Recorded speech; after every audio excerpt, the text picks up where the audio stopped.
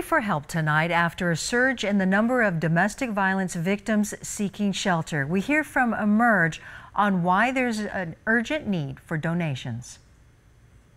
Emergency shelters are filling up fast with victims of domestic violence. It's an emerging trend after law enforcement, such as Tucson Police, began broadening its role to address domestic violence.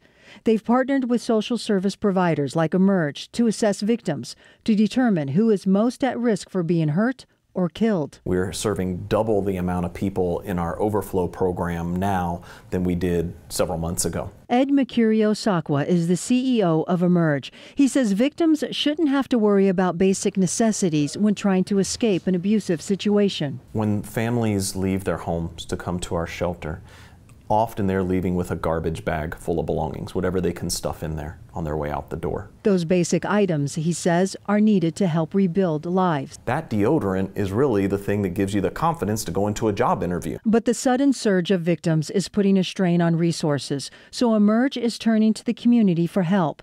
Their year-round drive for donations has taken a drastic dip. As we have more people coming in, the supplies that we use to give to those families are flying off the shelves. And so we end up with a shortage of what we need as the next set of families comes in. And that includes children who are forced to leave school supplies behind. The last thing that we want them to have to worry about in the midst of having left their home, everything that they know, being traumatized by the violence in their house, the last thing we want is for them to then worry about, do I have the pencils that I need? Do I have the crayons, the notebooks, all those basic things?